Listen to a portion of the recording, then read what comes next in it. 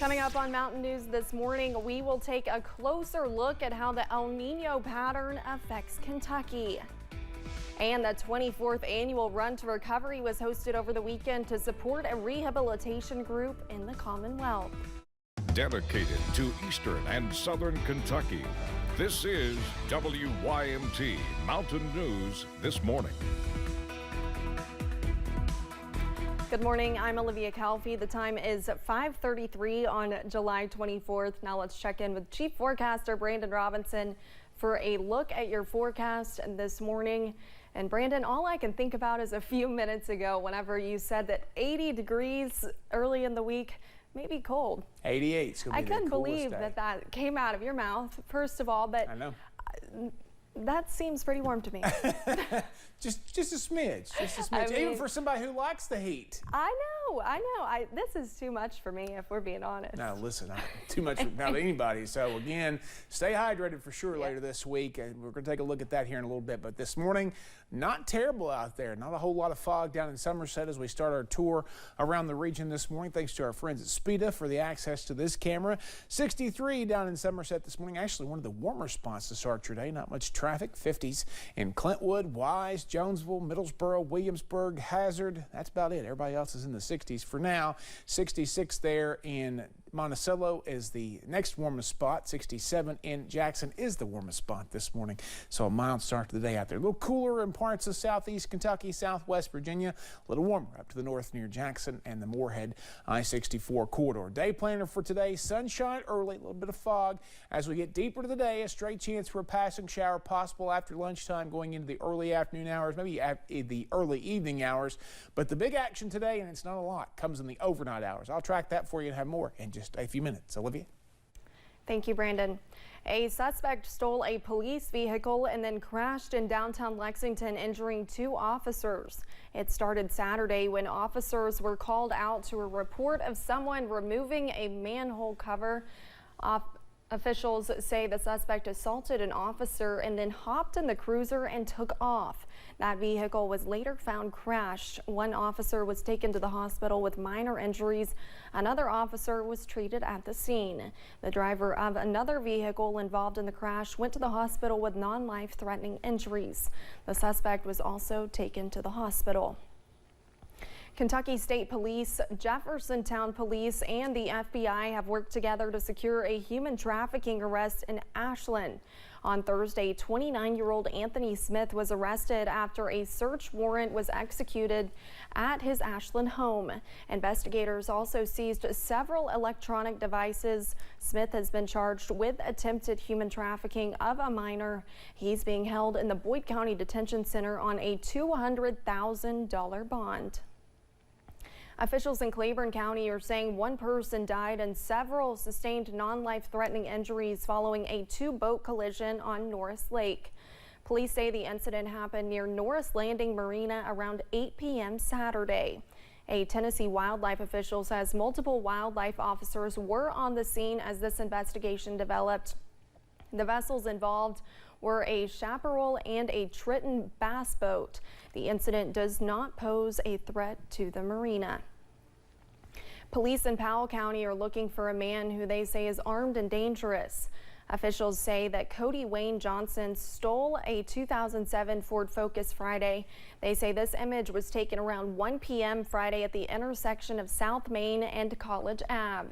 Here is a mugshot shared by the Powell County Sheriff's Office. They say Johnson has been evading law enforcement. Police ask if you see Johnson or that vehicle to call 911 immediately. Kentucky State Park Rangers with the Whitley County Sheriff's Department helped rescue a person they say went over Cumberland Falls. Deputies say the person went over the falls in a kayak after 10 p.m. Friday night and was spotted by people below the falls. They say the person was alert and talking but was injured and taken to a hospital. Deputies want to remind you that trying to go over the falls is against the law. Back at the beginning of June, climate scientists at the National Oceanic and Atmospheric Administration's Climate Prediction Center declared that we were entering an El Nino pattern for our weather, bringing global shifts in our climate. Alexa Minton breaks down the specifics and how this weather phenomenon affects Kentucky. El Nino is a natural climate phenomenon marked by warmer than average sea surface temperatures in parts of the Pacific Ocean. And while the Pacific Ocean is hundreds of miles away from us here in Kentucky, we might notice seasonal effects right here in the Commonwealth. Right, the oceans are really big, and so they can regulate the climate of the earth in a lot of really cool ways. And one of the things they do is where the heat is distributed in the ocean, and that's what the El Nino is. In order to best understand El Nino, we need to look at a global scale. Normally, winds called trade winds pushed warm surface waters towards parts of the western Pacific, centralizing near Asia and Australia. However, in El Nino years, those winds called the trade winds weaken, allowing for all of that warm surface water to really centralize around parts of South America. This can warp our weather pattern and give us different conditions in different seasons. We really notice El Nino during the wintertime months, where we might see drier conditions specifically in Kentucky, while our friends just south of us might see wetter conditions. Everything's connected, right? You could take a ship and go through all the oceans together. All the weather patterns are all interconnected, but the Pacific Ocean is so incredibly big that when it does its natural shifts back and forth and where the different warm water masses are going to be, what the circulation looks like, it affects the climate across the globe. So as we look forward in our weather predictions for the bluegrass, we'll remind ourselves that the activity far away in the Pacific Ocean can even affect us right here at home. In Lexington, Alexa Minton, WKYT.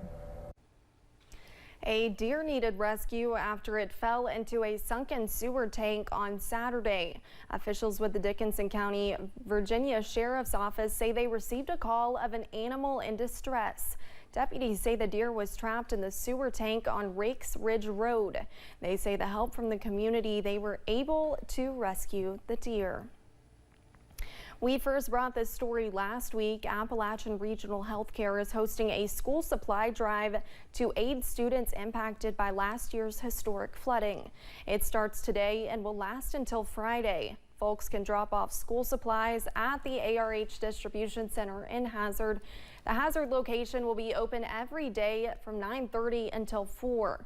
Donations will also be taken at the Lexington corporate office. That will be open every day from 8 to 5. The Kentucky Brotherhood arrived at the Martin City Police Department Saturday. The Kentucky Brotherhood is an organization which bicycles across the state in support of fallen first responders and their families. In a post on their Facebook page, officials with the Martin City Police Department say the group was honoring Murray Fire Department Battalion Chief Sean Kelly and retired KSP Trooper and Martin Fire Chief Deputy William Petrie. Petrie was killed in the Allen ambush last year. Saturday, people gathered at Cumberland to participate in the 24th annual Run to Recovery. The event is a 5K run and a 1-mile fun walk inviting community members to Cumberland in support of Shepherd's House, a rehabilitation group focused on helping addicts transition back into the community. The group currently has 27 treatment centers in 6 different counties, and Saturday's event not only raised funds for operational costs, but also brought the group together. It's also a celebration of recovery. It's not actually a run. It's a celebration to all those men and women who had the courage to get sober and live life on life's terms. All the proceeds from the event will go specifically to the treatment centers, buying everything ranging from items needed for the job programming courses to even fresh sheets and clean clothes for those entering the rehabilitation programs. The Harlan Rotary Club hosted its Kenny Lee Memorial Golf Scramble, helping raise money to give high school students scholarships in Harlan County. This past year, they gave 5 $1,000 scholarships. Jerry Blanton is on the board, and he says it is not just them that helps this event. He says the event could not run without sponsorships and support from the community. And we get wonderful support from the community. They know that we've been here all these years and what we're trying to do, and they support us 100%. And it's really a nice feeling to be able to do it and to have all these people that jump in and help you. Blanton says hosting this event helps the organization continue its mission by giving back and being a service to Harlan County. When we return, Barbie smashed records at the box office and is quickly becoming a cultural phenomenon. And there's not a lot in the way of rain chances this week, but we'll make up for that with the heat. I'll track both in about 3 minutes.